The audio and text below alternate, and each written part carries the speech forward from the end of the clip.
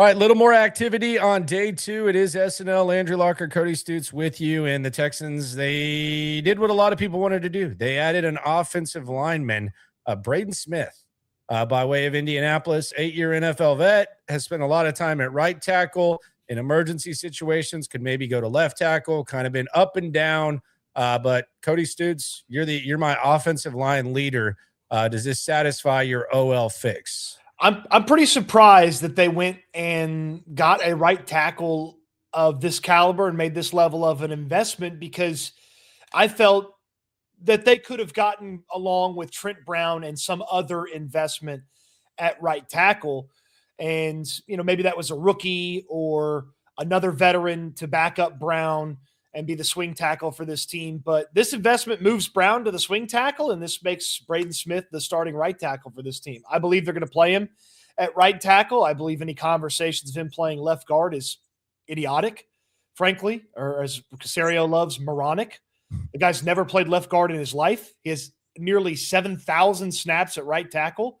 He's been a very good right tackle at times. He's been a solid right tackle for basically his entire career. So I play him at right tackle, and if you need 17 games between Braden Smith, who's had a couple of times in the past 3 seasons where he's missed time, and Trent Brown, obviously an injury concern, you can get 17 regular season games in a playoff run out of those 2 guys at right tackle. And Trent Brown as the swing tackle for this team, obviously a much better situation than Blake Fisher being any consideration of the swing tackle for this organization. So I like the move. I probably don't like it as much as Trent Brown and a rookie right tackle behind him, but I certainly understand getting a proven, above average right tackle for this Texans team. And I think just to kind of give people sort of a range of where he was, he's one of the better one of the better run blocking right tackles in football, and one of the better run blocking tackles overall, according to Pro Football Focus, however much you want to put into that. But the Colts put him out there at right tackle from the word go when they drafted him, and he was the right tackle for 8 years for them. So I expect him to be the right tackle, starting right tackle for the Texans. Yeah, I think it's fine. I've been using baseball terms this offseason. I think it's a good platoon at right tackle, just kind of where you are. I don't think it prevents you from drafting a young tackle, but it does allow you to perhaps not be desperately in the tackle market, and to not really be desperately in the tackle market or desperately in the receiver market or desperately in the safety market, which we'll get to in a second because something happened as we went off the air yesterday, or the cornerback market. It creates a lot of opportunity in the draft. I won't completely dismiss, like if they love a right tackle and he falls to him, I won't completely dismiss the possibility of them drafting him. But I think for sake of for lack of a better term, I think it's a good platoon at right tackle. I do wonder, like, are we looking at a competition between Trent Brown and Braden Smith? They love Trent Brown. Are they just going to hand him the gig? That would be something that would be worth monitoring. I would think that he would still probably be able to win that job, but they do like Trent Brown, and maybe this is just going to be some competition. But we saw what happened last time a veteran tackle lost the competition. The Texans set a precedent where they give him his way and let him go. So I don't know if it's 100% going to be Braden Smith. I think logically you would think that, but they also like Trent Brown a lot. Yeah, I just think for the financial commitment and the level of player, it's going to be Braden Smith, with Brown being the backup. I mean, they're spending 2 years. They're putting 2 years and double the amount of guaranteed money that Brown's entire contract's worth into Braden Smith. I would think he's going to be the starting right tackle. And if you sign a guy and you give him a 2-year deal, $14 million guaranteed, and Trent Brown beats him out, then you whiffed, and he was way worse than you thought he was. I don't think Braden Smith's I think Braden Smith's better at right tackle than Trent Brown is. So I would think that he's going to be the starter at right tackle. They want to have a competition? Sure. I think it's dumb. Because if you thought Brown was good enough to start at right tackle, you should have spent the money at left guard. Where he gets hurt a lot, though. I mean, he's older and more fragile. So maybe it's ignorance. Don't know. I was fine having a competition at right tackle as long as the competitor was a rookie behind Trent Brown. Signing Smith, there's no competition for me. Brown's your backup. So as far as this goes, I asked my boy out there in Indianapolis, like, what do you think of Braden Smith? Can he play? He said, on that O-line, yes. I said, okay, well, you're probably right about that. So Braden Smith comes through. Left guard remains, as we see it, the pressing need. Now, this isn't something that they would talk about on the national scene. This is extremely local, but we are local DBRs, digital beat reporters. So I want to ask this, like, what is the impact that this has on Blake Fisher? They've made it very clear that they have no desire to play Blake Fisher. There's probably few things in this world that they would rather do than play Blake Fisher on the offensive line outside of reporting eligible. What does this do for Blake Fisher? Can Blake Fisher play his role into being a reserve, or do you think Blake Fisher's days are numbered now? I would be shocked if Blake Fisher makes this roster, and it's not going to surprise me if he doesn't even come to camp with the Texans. And dump him for something, or find somebody else as Blake Fisher at a different position, and do what you did with Kenyon Green a couple of years ago. I mean, at least Kenyon Green could get out there and start at times. It wasn't good. Blake Fisher can't even start for this team. I mean, they decided to play Jarrett Patterson at left guard and move Howard out to right tackle in the playoff game when they didn't have Trent Brown. They just refused to put this guy on the field. So I don't anticipate that Blake Fisher is a factor in any way, shape, or form. Yeah, I don't have much hope for the kid.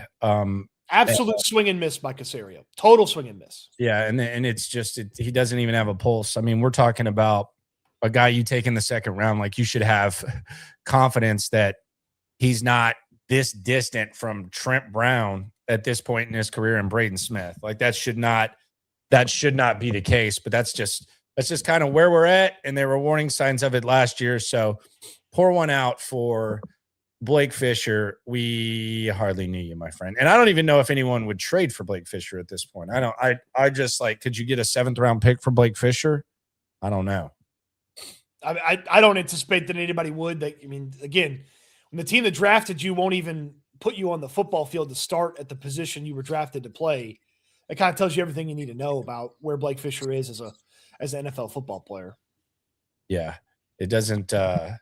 It's not good. He's just not a good player. So we also had something very interesting, and you dismissed the possibility of a Trent Brown, Braden Smith competition. I think they should compete, and may the best man win.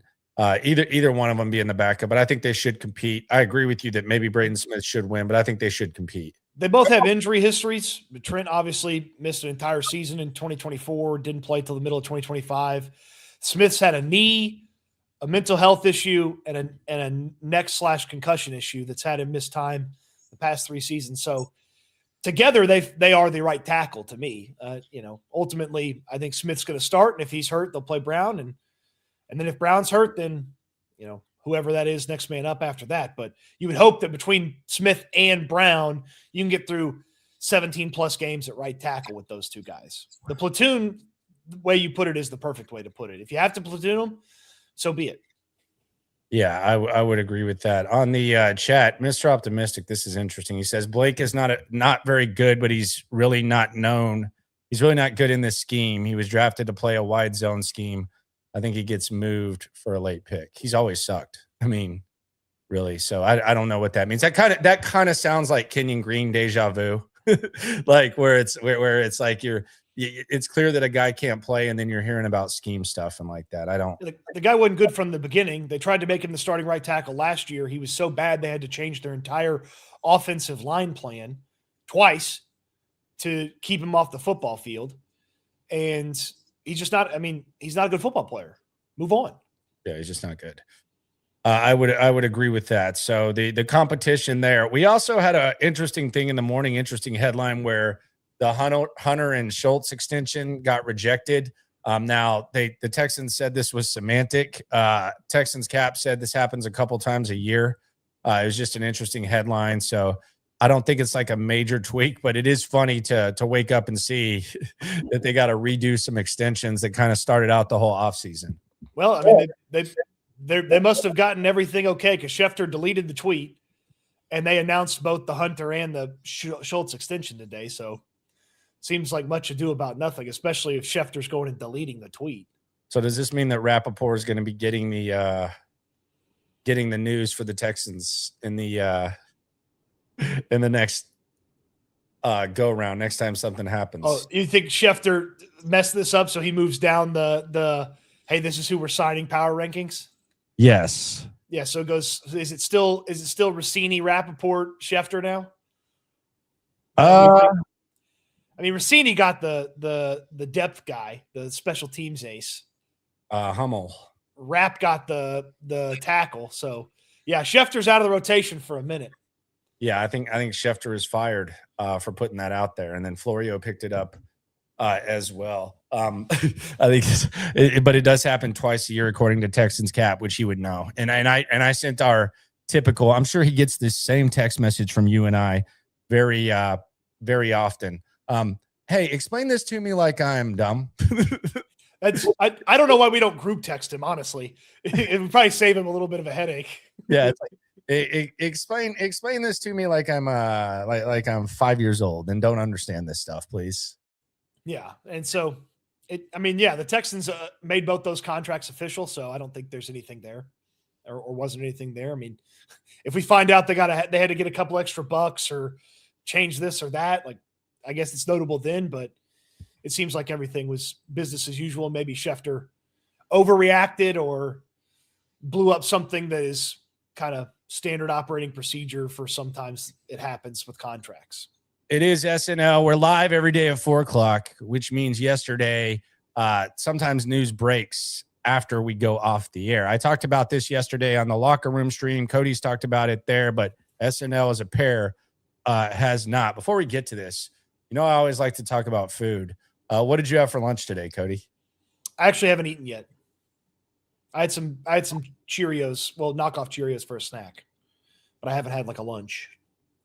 Okay. What are you planning on eating? I'm not sure. I might go get a burrito. Okay. From where? Cabo Bob's. Okay. What are you going to eat it out of?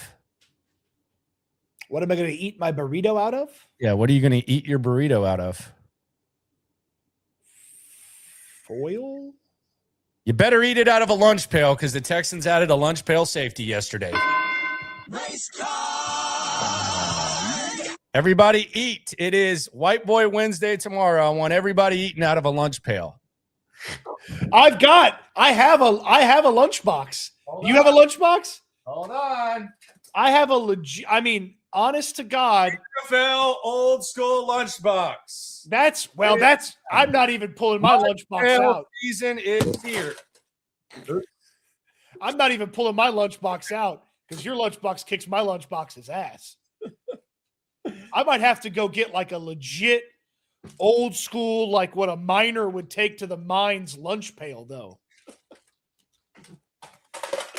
We got a lunch pail guy in the house, man. I'm gonna go get me a Stanley stainless steel lunch pail. The Stanley stainless steel lunch pail to celebrate the addition of Reed Blankenship to this Texans team. It's lunch pail season, baby. Lunch pail. Deceptive speed season, baby. I'm getting on Amazon right now, and I'm getting me one of these stainless steel. Probably comes with a thermos. The little metal utensils to eat my food. I'm getting me one of these. Lunch pail time, baby. The classic lunchbox. Here. 10 quarts of good old-fashioned American lunch pail. So we got look at this. This was in my lunch pail. Jeez. This was from when I was a kid. It's golf glove. Who signed it? Jim Furyk gave it to me when I was like in middle school. Nice. That is absolutely something you would do is you had like a cool old school lunchbox and you put like memorabilia in it. Absolutely something you would do. Well, so they got a guy with deceptive speed. I'll be honest, it'll be much easier to watch all those Eagles games now because I always mix up he and Cooper DeJean when they're running all over the place. But we said this and we warned you. You were warned here that the Texans are not just going to neglect the safety position. They have shown the last 2 years, even on a different scale, that they are going to invest in safety. They value safety. And quite frankly, I think even last year, there were times where had they had a better playmaker at that position, I think that they would have perhaps won even more games than they did. And Reed Blankenship, much like D'Amico, like Jimmy Ward, and gave him an interesting extension 2 years ago when it seemed a little bit weird. And then the Texans traded and invested in C.J. Gardner-Johnson. The warning was that don't take those clues and realize that they're probably going to look at a safety, and I'll be damned, Reed Blankenship, come on down. We joke around, but I think he's a hell of a ball player, and I think he is a very good fit on this defense, like a very good fit on this defense. He's going to do a lot of the stuff that you wouldn't want Kalen Bullock to do at the safety spot. He's played in a similar style of defense. He's played with some really aggressive cornerbacks. And the big thing from that safety role of the player they want next to Bullock is do what the defense tells you to do. Reed Blankenship can do that. He can do that, and he can do it well, and he can do it consistently. He can come up and help you a little bit in the run game as well. And I really like the fit. And I know you mentioned it, but it wasn't totally on my radar as I didn't go through like a bunch of the free agent safeties thinking they'd make an investment like this and in safety. But I mean, they have the 11 starters that they want on defense now, because that was the only spot on defense that even had a question about who was going to start. And if they want to bring back everybody from last year's defense and then have Reed Blankenship take over at that safety spot, boom, there it is. And I thought it was a pretty modest investment. Eagles fans are bummed that he's out of there. And I like the move a lot.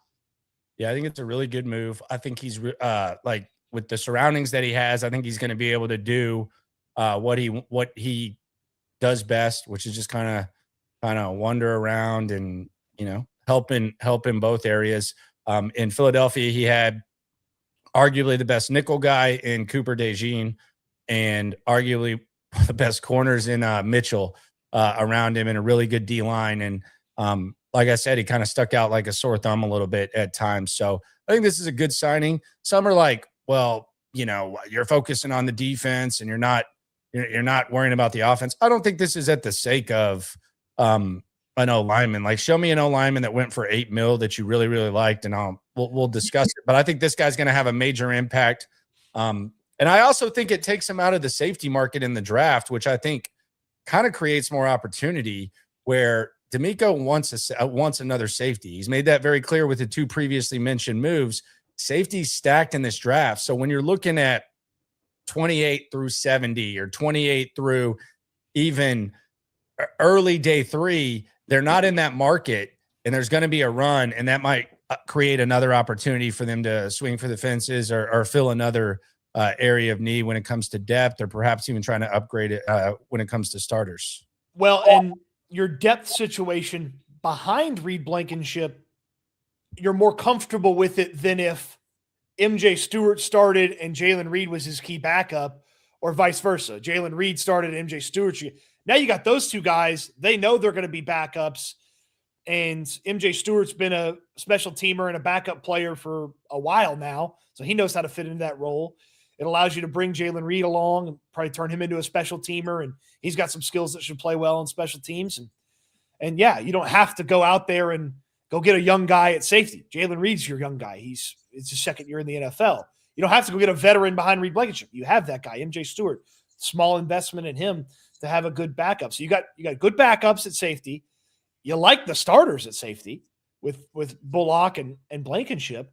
And yeah, if something that you just couldn't pass up happened in the draft, sure, you could go that way with safety. Or like you said, you could reprioritize other things throughout the course of this roster. And your point about it doesn't keep you from making another move.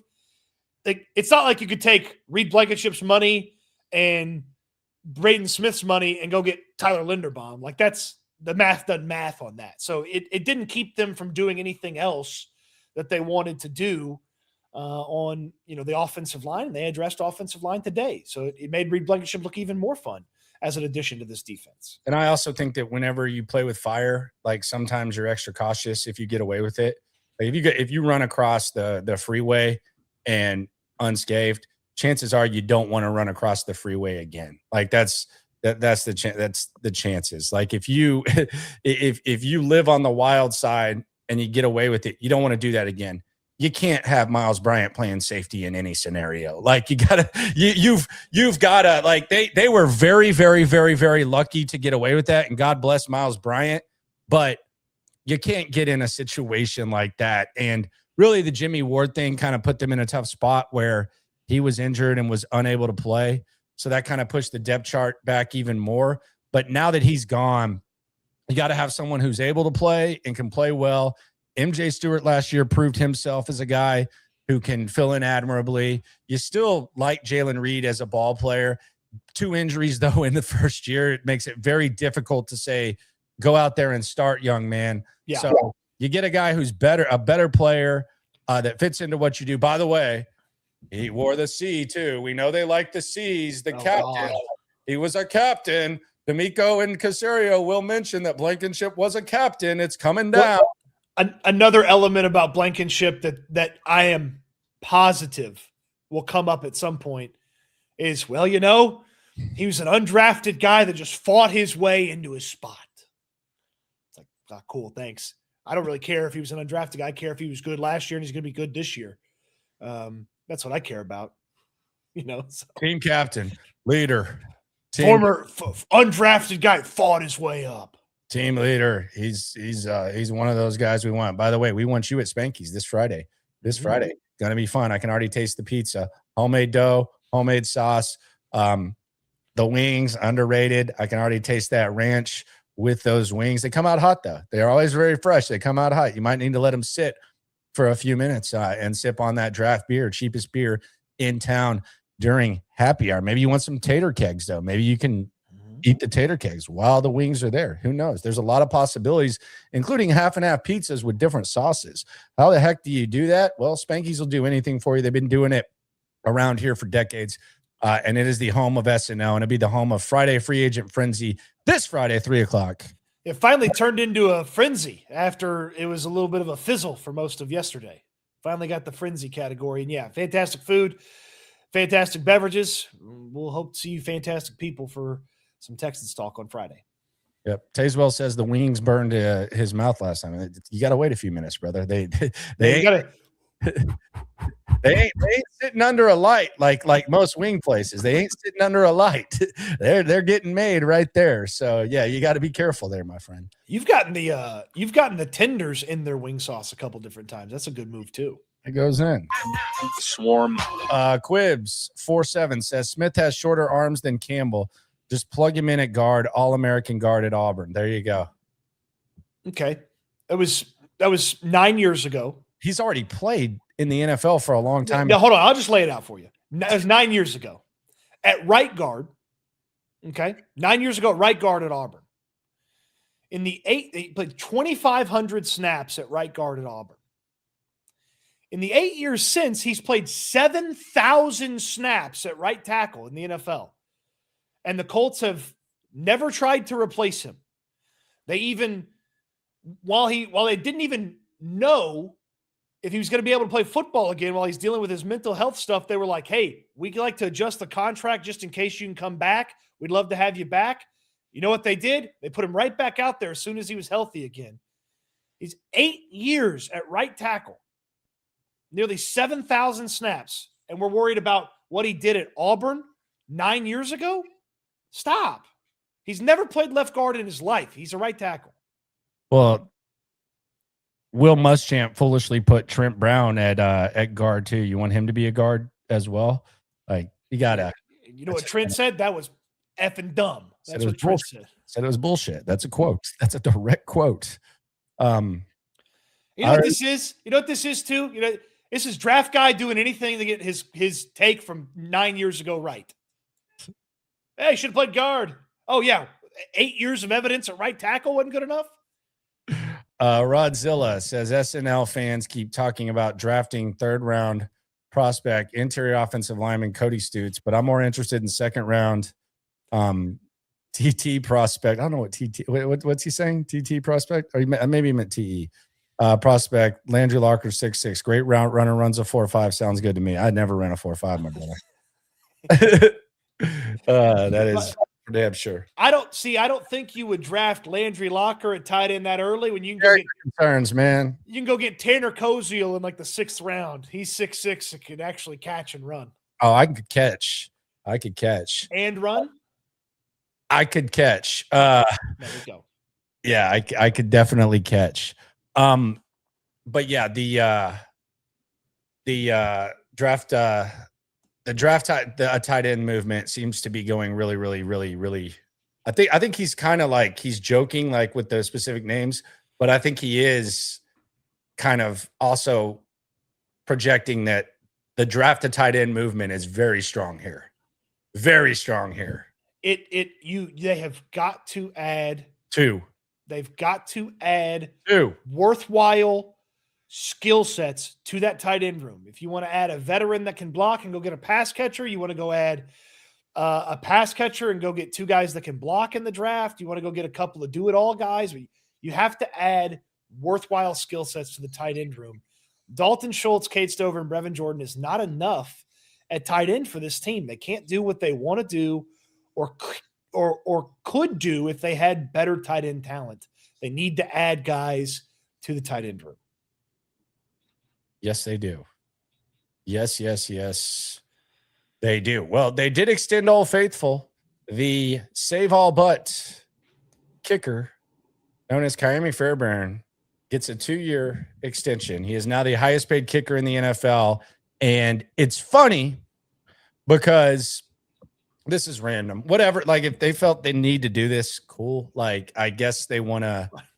I don't know. Like they had him for 2 more years. But I was actually randomly the other day, I was looking at when kickers typically yip out. Like when do they yip out and kind of start struggling? And like the age was like 33, 34. And there's exceptions like the Adam Vinatieri's and stuff like that. But I was like, oh, well, it doesn't matter. Kaimi Fairbairn's got 2 years left of fine, and then they can worry about that when the time comes. Well, now they got him through 2028, which is cool.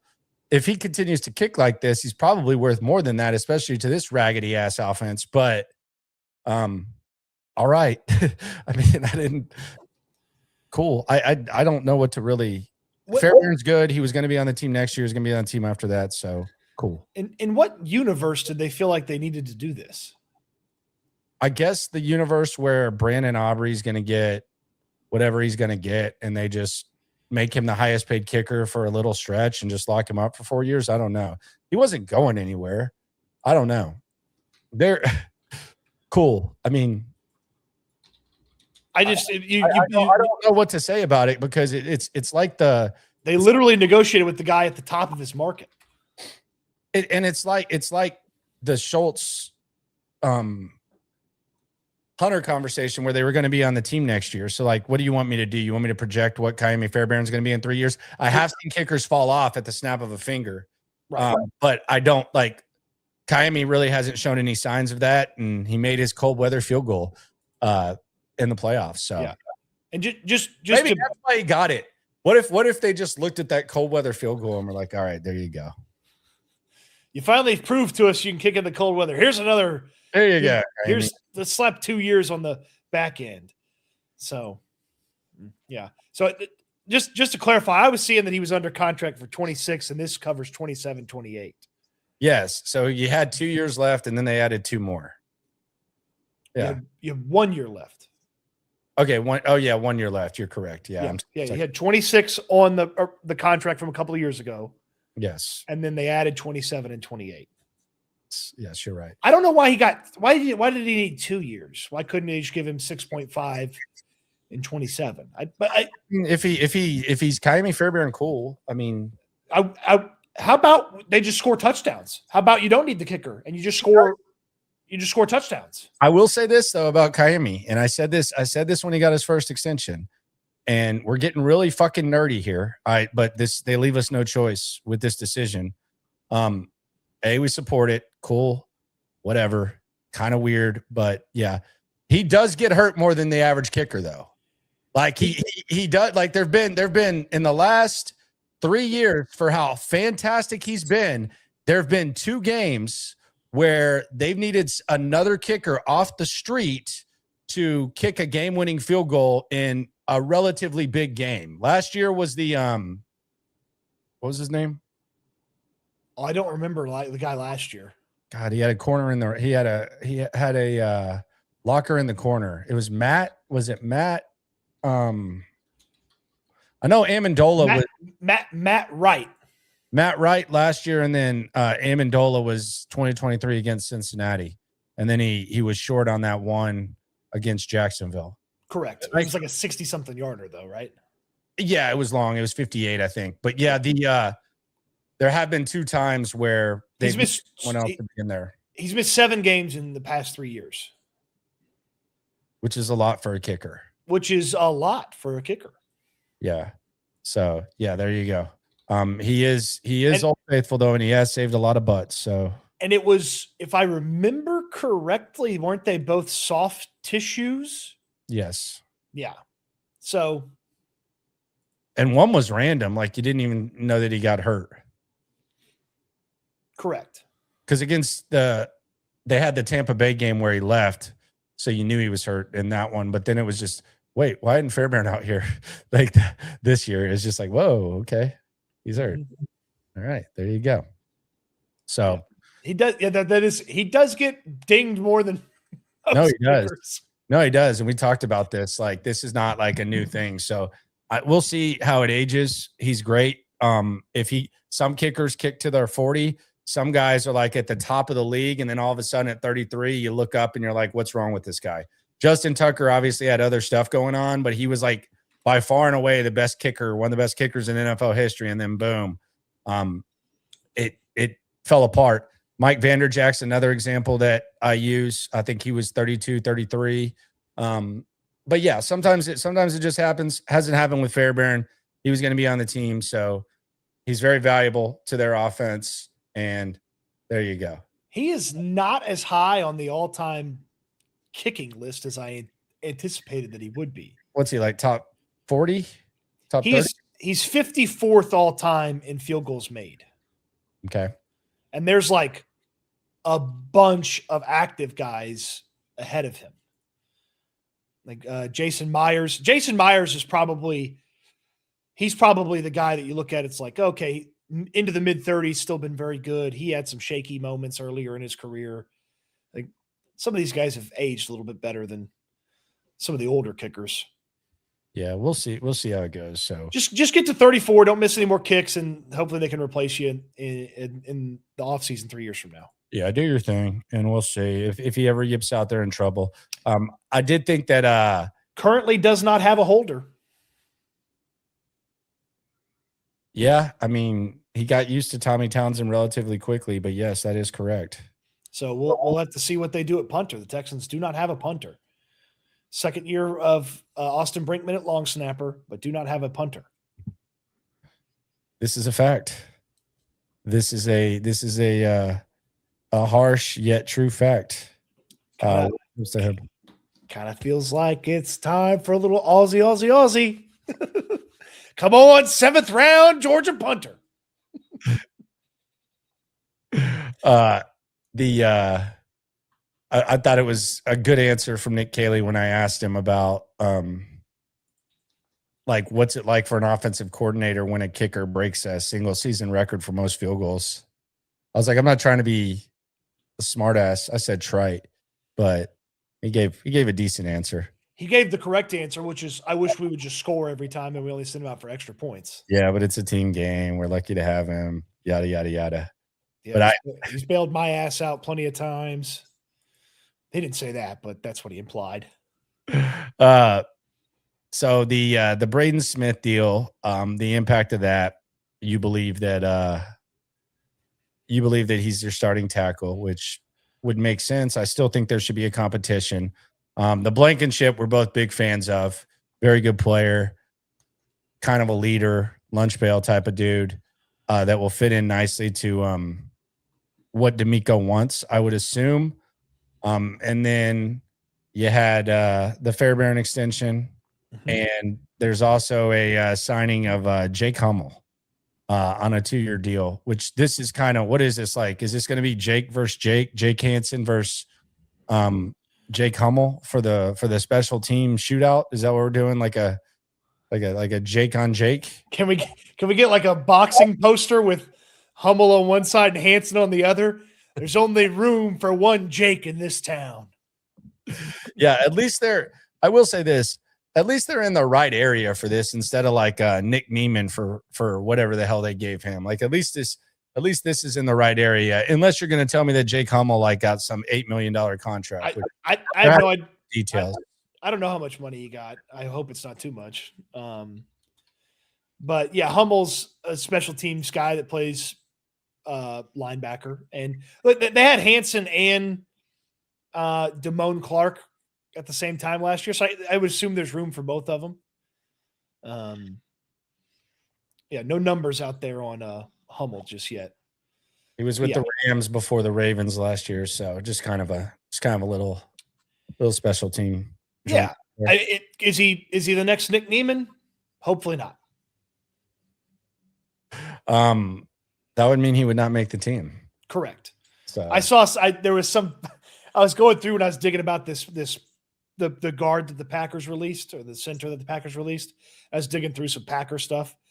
I saw some people talking about Nick Neiman being a solid contributor for the Packers and how they, it's really good they were able to just snag him last year. And I was like, yeah, because he probably signed for nothing because he stole the Texans' money for not making the team. Yeah, he did his thing. And that's that was a weird signing from the very beginning, especially in like this type of space. You never go full Nick Neiman. So hopefully Jake Hummel.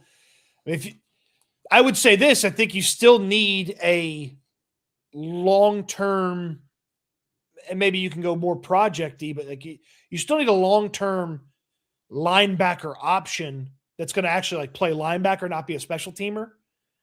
So I don't know if that's a late day 2 investment or some sort of day 3 investment.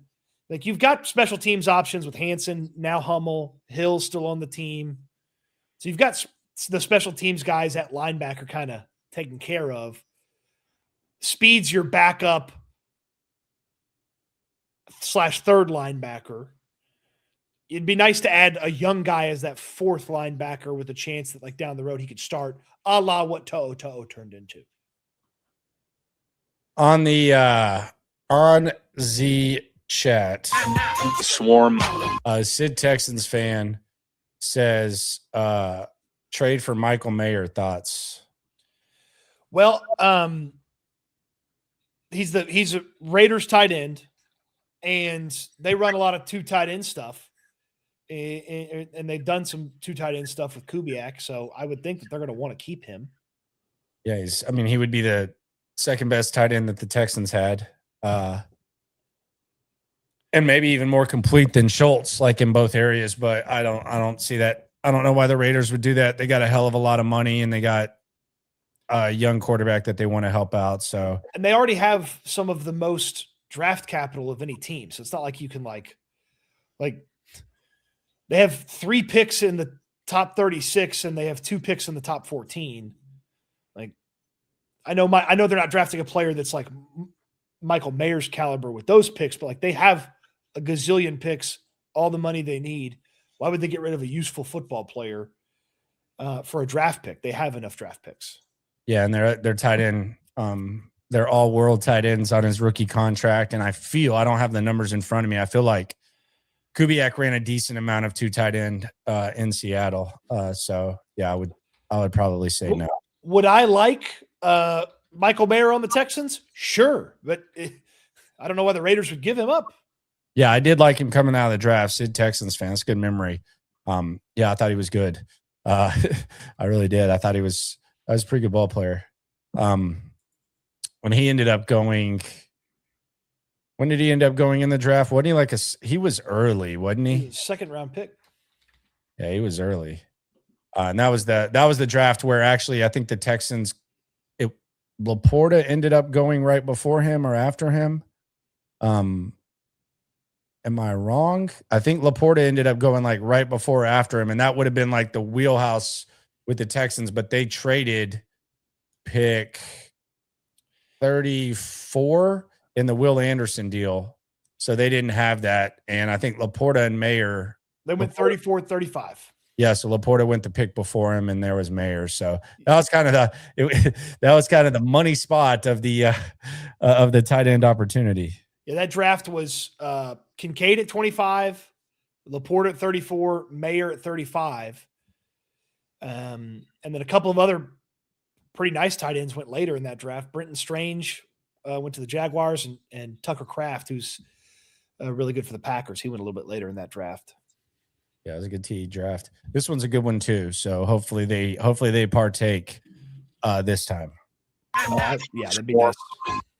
They better. The Man Beast 25 says, I think they're going to rotate Brown and Smith at right tackles. LOL. I think they're going to rotate Brown and Smith at right tackles. LOL. So I like how he rotated his comment. Yeah. That was pretty creative by you. I can't support a rotation at right tackle if I didn't support a rotation at left guard. So, but if you tell me Braden Smith's going to play 12 games and Trent Brown's going to play the rest of them, okay, you have a full, complete right tackle between the two guys. Yeah, it's a healthy platoon.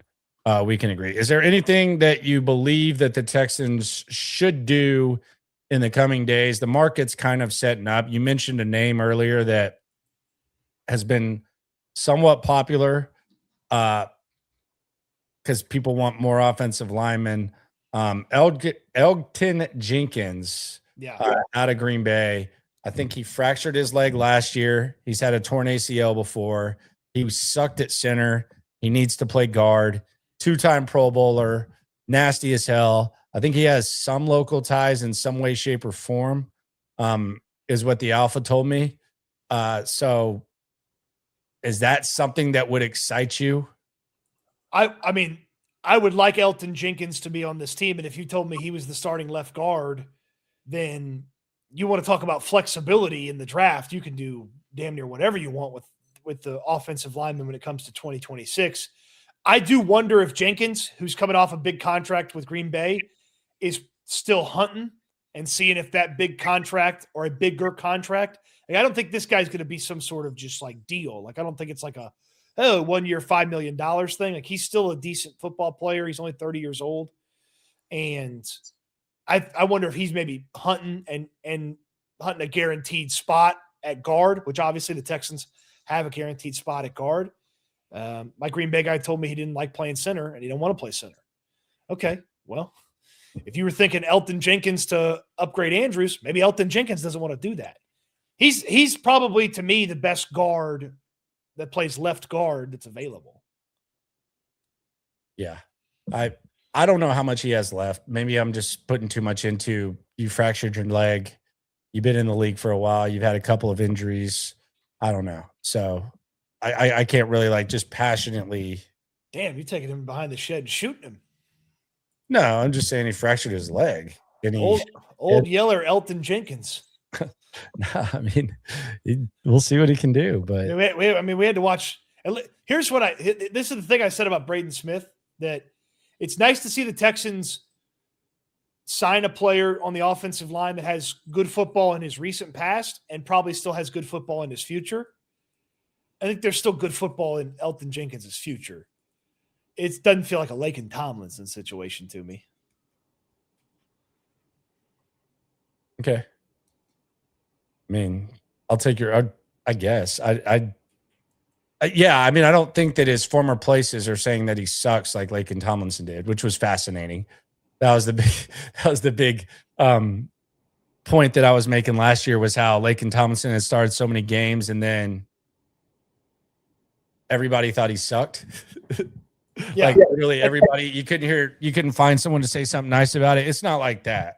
Lots of Green Bay fans wish he was still on the team.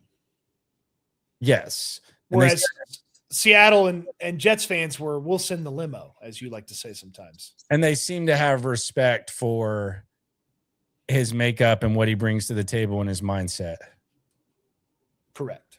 So, yeah, there you go. There's another name. But the Texans do add an offensive lineman. They add a safety, and they're kind of setting themselves up for this draft. People keep asking me about, and I'll just go through the names. Wyatt Teller, he played right guard. Ed Ingram's the right guard. Wyatt Teller's only ever played right guard. Why would I sign a guy that has to change positions? I don't think that's a prudent decision. So I would think if you're looking at any of these offensive linemen that are available, go check to see if they played left guard before. And they haven't been like entrenched at a position their entire career. Because again, the player has to sign up for the move if they're going to move. If I was a good right guard or a decent right guard, I would just want to stay at right guard. Okay. That's fair. And I don't know that there's an upgrade over Andrews available in free agency. Yeah, not that. Well, Elton Jenkins is off the board. Okay, where's he going? Did that happen? He's going to the Cleveland Browns, according to Ian Rappaport, Tom Pelissero. This just happened? This just happened 23 seconds ago. Okay, so that's perfect timing. What did he get? 2 years, $24 million with $20 million guaranteed. Well, I'll be damned. They obviously see something in him. So, and we know how they evaluate offensive linemen. So, timeout. It's the Cleveland Browns. I'm not going to. They paid Titus Howard $21 million a year, so I'm not going to go with their evaluation of the guy. So, reasonable enough deal, but you're not getting Elton Jenkins now. He's going to Cleveland. That's going to be a weird offensive line in Cleveland. So Titus going to be their right tackle, I think. They re-signed their right guard who finished the year for him, Tevin Jenkins. Now they just signed Elton Jenkins, who I'm assuming is going to be their left guard, but could play center, even though maybe he didn't want to play center. And then I guess they're going to draft a left tackle. Boy, what a disaster Cleveland is. Have fun, Deshaun. Or Shador. I don't know.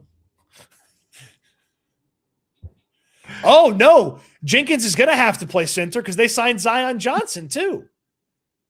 Well, if you're going to give me $20 million guaranteed coming off a fractured leg, I'll play center. Yeah. So, okay. Good.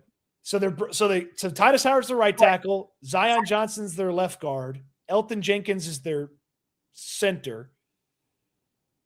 Tevin Jenkins is their right guard, and they'll draft a left tackle, I guess. Still, good luck, Deshaun. Or Shador. I saw that. I guess Lance is the one that's throwing out the LG thing. Mm-hmm. Is that where we're at? Yeah, he's the one that I saw kind of initially started. Let me see this. I kind of want to check this out with the Smith thing, because I'm just intrigued by this because I don't think anyone even thought of it as a possibility. So let's see. I got the tweets pulled up. Let's see.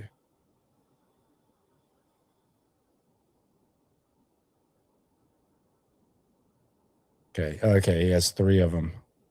All right, so this is where the debate happens with Lance on the LG front.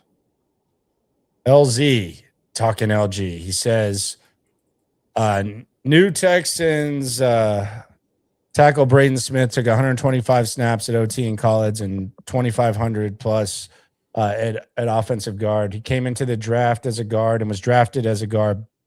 But Indy had a personnel exec who believed he could stay at RT after an emergency start versus New England. So they tried it. They successfully transitioned him to tackle in a rare OG to OT move. The Texans have a hole at LG and 2 players on the roster to compete at RT. Who's the 2 players? Blake Fisher? Yeah, he's saying Blake Fisher. Okay. So I'm guessing he gets moved back to guard with Houston. he then had a reply, I guess, from someone, and he quote tweeted. He says, "Better not be trying to move linemen that spend 8 to 10 years at RT to LG when there are viable guards in the market." He put a picture of him up, and he said, "Since this is a big discussion topic these days, let me remind everyone that Braden Smith has 32 and a quarter inch arms and some of the best lean muscle mass you'll ever find." So he's showing his body there. That makes sense. He's built like a guard, and that is his natural position. Hell of a job the Colts and Braden did what they did there. And then Cole Thompson said, "It's crazy to see how many people are annoyed that maybe a former 2-time All-SEC and 1-time All-American guard might actually go back to playing the role." And then Zerline said, quote, "How could he possibly play guard? He hasn't played there since he was a child. Don't make this mistake. He won't know how to do the guard stuff." So there you go. Yeah. Cole also tweeted that he played left guard in college, which is wrong. He played right guard. So I'll take that for what that's worth. And I don't give a damn about 9 years ago at Auburn when they have 8 years of evidence that the guy can get it done at right tackle. I'll just say it this way. Like the way that we've discussed Braden Smith and the way that we've talked about what Braden Smith, what his role will be, whether it's a platoon, whether it's a competition, whether it's being starting right tackle, like I can be sold on that. Bringing him in to have him as your left guard at a position of need and giving him $12 million guaranteed to try to transition back somewhere where he hasn't been in nearly a decade is fucking dumb. He's never played left guard. Yeah, but I'm just taking guard even without the left guard. But I'm saying like even if it had been left guard, like just guard and giving him $12 million to perhaps do that is fucking stupid. It would, if it works, they would be the biggest geniuses ever, but that would be just really dumb. Also, why would number 2 offensive tackle on the market, Braden Smith, sign up to go play guard when guards don't make as much money as tackles? I don't know. It seems like an asinine idea, honestly. I honestly, like, the only reason I brought up the Lance thing is because I didn't know you were sub speaking when you said it. I thought you were pulling the Seth Payne. Shout out to Seth, where you just read a random stupid text and it completely like is like a straw man from like a random. The other day I was listening to Seth and he like brought up, people were asking, why can't you trade Titus Howard for a first round pick or something like that? And I was like, why are you reading that text, brother? But that's what I thought you were doing. I didn't know that Zerline threw that out there. Yeah, it seems crazy. Yeah, with the money, it just seems crazy. And I would like to add additional context to the situation, because I follow this team inside and out every single day. I'm at every day of training camp. Yep. I know where this is going. Blake Fisher ain't competing for any starting spot. Well, the fact that you consider Blake Fisher to be competing, he's not. They refused to put him on the football field last year. And I watched him in minicamp and OTAs and training camp get his ass kicked every single day, and they had to drastically change their entire offensive line plan. So that's issue number 1. Another piece of evidence is all these genius draft guys. Well, Ariante Aristide has to be an inside guy. Well, no, actually, he can just be a left tackle. Blake Fisher must move inside. Well, it turns out Blake Fisher's not any good at football. And the Texans didn't move either of those guys inside when they had options to do that. So they don't move guys that they acquire inside. Yeah, it seems pretty weird to me that that's even a thing, honestly. It would be really weird, like, if they came out and said that. So yeah, I don't even think you should have really given that validity. If it happens, God, it's going to be a fun ride. The left guard fun ride continues. Last year it was Laken Tomlinson and Juice Scruggs and Jared Patterson. This year, Braden Smith goes back to guard. Not only does he go back to guard, he plays the side that he's never even played before. I mean, that would be a incredibly dumb approach to building an offensive line. Yeah, it would be insane, especially when you see what the news that dropped here. It just seems like you could have used your money a little bit more wisely. But if the one thing, I don't know a lot about their mentality on the offensive line. There's two things that they have basically played twister trying not to do. Number one was not play Juice Scruggs. They gave his ass away as a throw in a trade. And number two is play Blake Fisher. And they were forced to one time against the Chargers last year, but they've tried to do everything not to do that. You know what we're maybe just like, and this would be a incredible place to enter. You know, we're maybe entering the place where you draft or acquire an offensive lineman, and he just plays one fucking position. Like maybe Braden Smith is just a right tackle, and maybe Trent Brown is just a right tackle, and maybe Ed Ingram is just the right guard, and maybe Ursary is just the left tackle, and maybe the left guard they add is just a left guard, and everybody just has their position that they play, which is a novel concept that 90% of the NFL has done in the history, instead of this moving and sorting and best five bullshit. You know how you have to do the best five? Well, you don't have five guys worth putting on the fucking field. So go find five guys you can put on the field at five positions that they play and maybe have played for over half a decade, and just put them out there. I know it's a novel concept, but I think we're close to it. Yeah, I think we're close to it. I think we were kind of on the right track when it comes to what it is and what it was. It would be a very senseless move. They've done senseless things at times, but this would be at the very top of the list. It's a weird thing to even entertain, honestly. So. And then to say, well, he played left guard in college. Nope, he didn't. Takes 30 seconds to figure that out. Jesus. Also, I think they got a little bit of a deal on this guy. I thought he came in much less than every free agent projection had for him. So they got saved a couple bucks. Yeah. Which I'm sure if he plays well this year, he'll be the highest paid right tackle in football next year. So that just seems what they do. They'll rip up the deal. I can't believe I spent 45 minutes learning more about his mental health issues. We didn't even bring it up. I'm not really into it, man. Like I'm not into it. I know it was a thing. I think Alexander tweeted his story. If y'all want to look up, he missed 5 games. Yeah. If y'all want to check out the mental health issue, like Alexander did an article on it in the. I'm more worried about the concussion in the neck from the end of last year. Yeah. Yeah. I'm sure. I doubt he really wants to talk about it a lot. He probably wants to move past it, but that's one of those things where you'll see some media type.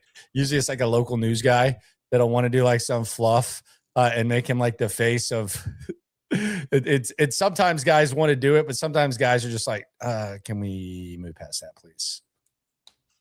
Yeah. Yeah. How about we just leave the mental health and the guard, and we leave all that in the past, and we just have the right tackle play right tackle. And if he's got to take a month off, cool. You got 400 pounds waiting behind him to go play. 400 plus. 380 according to the list on the roster. Do you believe that? I know for a fact it's not true. I know for a 100% fact it's not true. So yeah. No, I do not. Yeah, exactly. So there we go. So I think the Texans have done a good job the first 2 days. Like, have they increased their ceiling? Not really, but they've increased the opportunity to increase their ceiling with improvement within the roster, which will be TBD, which we won't know till camp, and whatever they do at the draft, which will be about a month and a half from now. And we will be at Spanky's again at the end of the month to get ready for the draft. We'll be in full draft mode. Might be the first SNL mock draft at Spanky's, but this Friday is free agent frenzy where we kind of get into that. So we appreciate y'all for rolling through and riding along with us during this phase. Swarm. That'll be Sweet 16 for that second Spanky's, right? On the 27th. Sweet 16 basketball. Oh, yes. Sweet 16 hoops. Yes, Sweet 16. Yep. We'll have some basketball. So we'll be hanging out watching hoops, eating pizza, talking football. It'd be great. Sir Wag says, sorry, still in Hawaii. Don't ever apologize for being in Hawaii. He says, thoughts on the linebacker signing. Another special teams guy, cheaper Nick Neiman. They didn't really sign a linebacker. They signed a special teamer who has to have a position associated with him, so they call him a linebacker. All right. Well, there you go. That's the sales pitch there. By the way, no Dare Gumbawale signing. They might have actually grown up. They might have actually grown up. Hold on. Let me go look at the transaction history and see when he signed his contracts. Because I think he got brought. Yeah. He got signed on April 22nd in 2024. So we're not out of the woods yet here, pal. Yeah, we are. They're not doing that. They're not signing Dare. Swarm. Not my final answer. Yeah, Patrick says they're waiting to see if anyone else bites. Go find your market, Dare. Is it not always crazy? Like when Dare Gumbawale signed, like he didn't even sign for the minimum last year, did he? $2 million. Is that the minimum? I don't think so. Why? I don't know. Like, what was he? Who were they competing against? I don't know. I don't know what. I mean, I have to double check with Texans cap, make sure he didn't have like some veteran, been in the league this many years escalator. But $2 million doesn't feel like. $2 million doesn't feel like. It was the minimum. Sir Wax says, "Don't jinx us, Landry. No more Dare." Arthur Wilson 7089 on Z Chat says, "Not saying it's happening or not. This is the season of speculation, my friend." He says Robert Mays said on his show he spoke to people at the combine that said Smith would be better at guard moving on. Also, Rappaport mentioned guard in his tweet, which was weird. Damn, Lance Zerline's about to dunk on you. That's fine. I'm not afraid to have an opinion and be wrong, but the facts support me.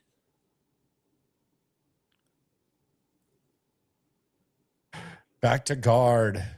So the Texans have filled the left guard spot after all. Run it back. Yeah, that's exactly who you should trust on moving a right tackle to left guard, a position he's literally never played, is the Houston Texans. There it is. So Rappaport said it in his tweet. So there you go. That's fine. I'll if they don't play him a right tackle, it's dumb. Yep. There you go. All right. Oh, don't go anywhere. Oh, man. Well, this is not a big investment. We just talked earlier in the show about how the Texans don't have a player at a certain position. The Texans have traded for a punter.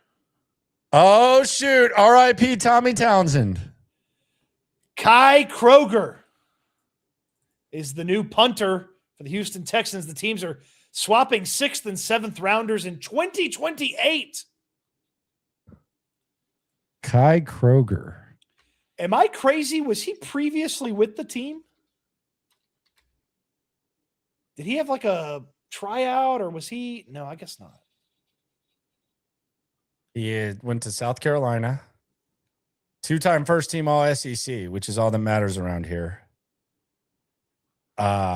Lefty. He got a little lefty punt action.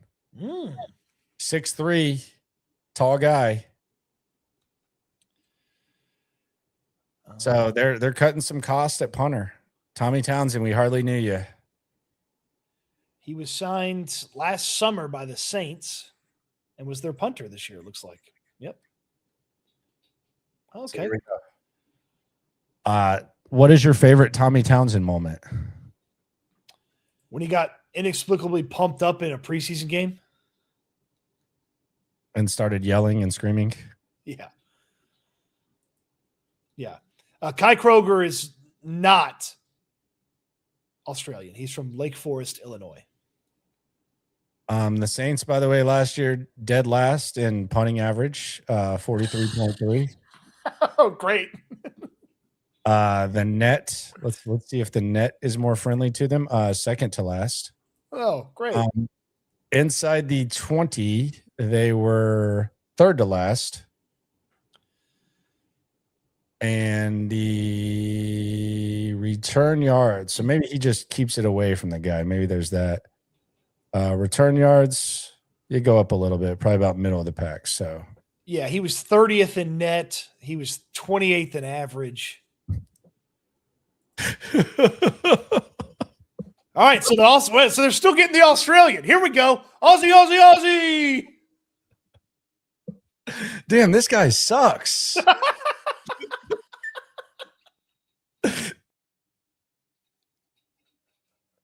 What are they seeing here? Well, I mean, hell, it's a 6th and a 7th rounder swap in 2028. No, I know, but what are they seeing here? Oh well, we won't get too fired up about a punter, but I didn't. It's this. You've been saying it for 2 days. It's fill out the lineup card, so if you need to adjust in the draft, you can. It's fair. There you go. But yeah, he sucks. Sir Wags 254 says WTF just face palmed. Damn, was Townsend bad? Townsend was good. It was up and down. MMA God said, who was the punter I was about? There have been 2 punters that I've really pushed an agenda for. One of them was Michael Dixon out of Texas. They took Kiki QT instead. I think you saw him in the Super Bowl. He's a game changer. Actually a bowl game MVP. And then the next one was Matt Araiza. And he had the whole thing that went down where he ended up being innocent, the punt god. So that's the only 2 times that I've really pushed that's the only times where I've really pushed that.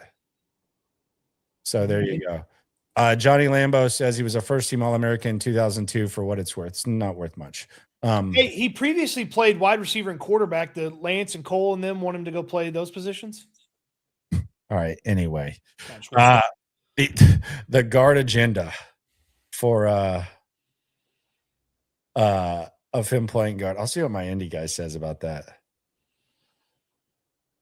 Yeah, the indie guy's probably going to say, damn, I don't know. 8 years I watched him go out there and just handle right tackle really well, so I don't know why they'd want to move him.